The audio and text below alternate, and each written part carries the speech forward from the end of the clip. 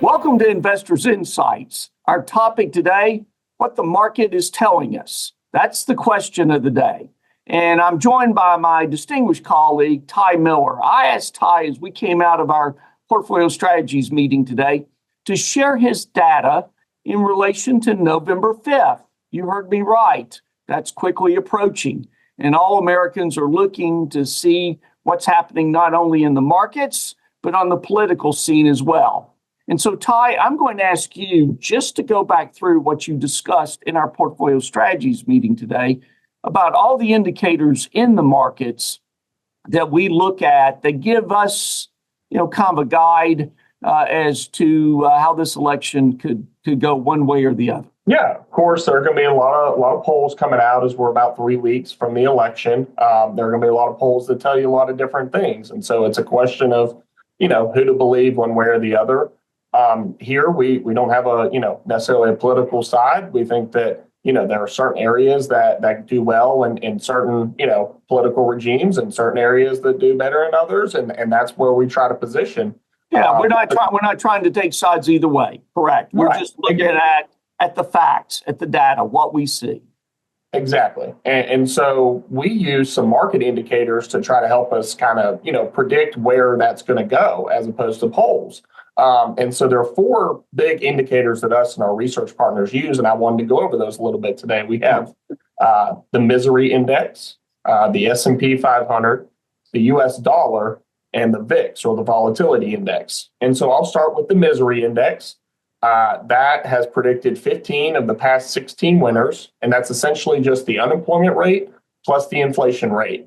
The bar is 7.3, roughly 7.35, and so if we're above that 7.35 mark of unemployment and inflation, it's typically better for the challenging party, and if we're below that mark, it's typically better for the incumbent party. Then next is the S&P 500. This one's pretty simple. If we are going into an uptrend and maintaining an uptrend, that is good for the incumbent. If you start seeing, some downtrend or some weakness in the market, that's typically better for the challenging party. The U.S. dollar, another fairly easy one to interpret. If the U.S. dollar is strengthening, that's actually better for the challenger. And if we're seeing a weakening dollar, that is actually better for the incumbent. And then lastly, we have the volatility index, or the VIX. And so we've been over this before, but volatility just measures upswings and downswings in the market, on kind of a given day there. And so if the VIX, or the volatility index, is peaking in the summer months, that's better for the incumbent. If it's starting to peak as we go into the election around this time, that would be better for the challenger. And that has predicted all 8 of the last presidential elections. And so since 1992, the presidential election winner has had 3 or 4 of these indicators working in their favor. And so these are some data that we like to rely on when you're getting a lot of misinformation from polls and news outlets. We're just trying to do really what the market is telling us to do and pay attention to that. Well, the thing is, with the pollsters, a lot of times people aren't totally honest. That's what's happened. Plus, it's harder to get in touch with people today. It used to be they could make a phone call and interview somebody or knock on the door. People don't respond like that as much. And so the pollsters are really struggling trying to find out ways on how people are going to vote.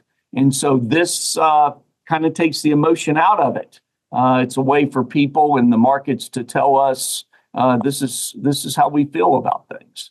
So people will definitely place their money where they think things are going to go. You agree with me on that? Yeah.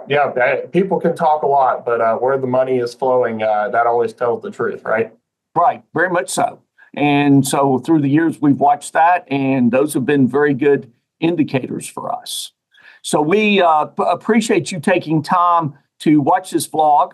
We're going to keep you updated on our social media, Facebook, Twitter, LinkedIn. We're also going to keep you updated on our additional vlogs that we're going to be doing in the coming weeks. We also, from the standpoint on YouTube, our podcast, also any way we can communicate with additional emails and research. Make sure over the next few weeks you're watching it closely because believe it or not, November 5th is quickly approaching. and it's a tight race in many areas across the country, as well as for the presidency. And so we're going to follow this information that Ty has provided you. Feel free to look it up yourself, but also don't hesitate to give us a call if you want to discuss this in more detail or understand more facts about it. We hope you have a great week. We hope this has been beneficial to you, and we look forward to talking to you in the future, knowing that every day here at File Plan Partners, we strive to make our clients' lives better, richer, fuller. Have a great week.